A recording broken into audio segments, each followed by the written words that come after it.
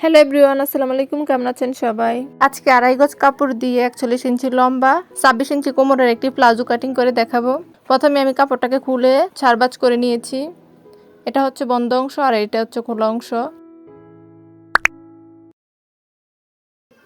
কোমরে রাবার লাগানোর জন্য 2 ইঞ্চিতে একটি দাগ দেব।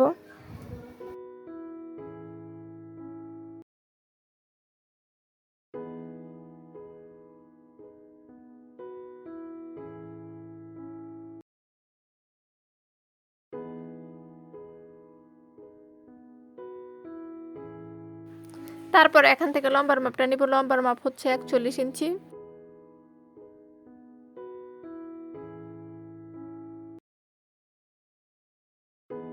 তাই 41 ইঞ্চিতে একটি দাগ দিয়ে দেব।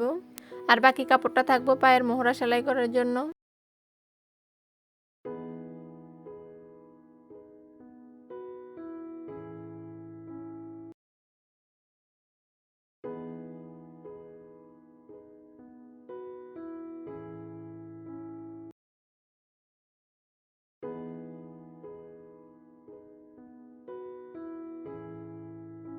তারপর এখন কোমরের মাপটা নেব। এখানে কোমর হচ্ছে 26 ইঞ্চি, তাই 2 ভাঁজে হচ্ছে 13 ইঞ্চি আর 1 ইঞ্চি বাড়তিতে আরেকটি দাগ দেব। টোটাল 14 ইঞ্চিতে একটি দাগ দিলাম।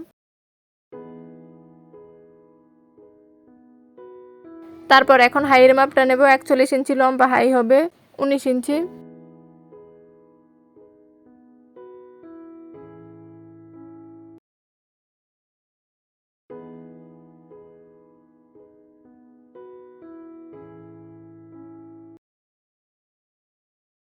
হাইয়ের শেপটা দিয়ে দেব।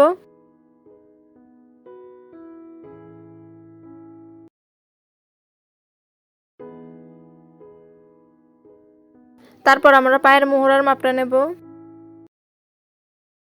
এখন আমি পায়ের মোহরা দেব হচ্ছে 11 ইঞ্চি আর 1 ইঞ্চি বাড়তি নিলাম, টোটাল 12 ইঞ্চি। আপনারা এখানে যতটুকু ডোলা দিতে চান ততটুকু নেবেন। তারপর এখান থেকে হাই পর্যন্ত দাগটা মিলিয়ে নেব এবং দাগ অনুসারে কাটিং করে নেব।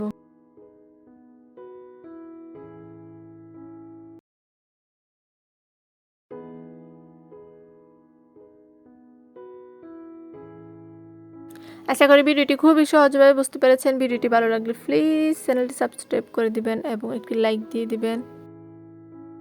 আর ফেসবুক পেজ এবং ইনস্টাগ্রামে ফলো করতে ভুলবেন না।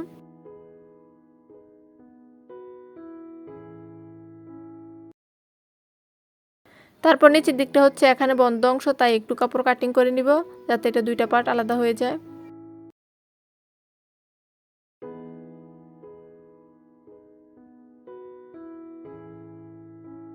ভিডিওটি ভালো লাগলে একটি লাইক দিবেন। আল্লাহ হাফেজ।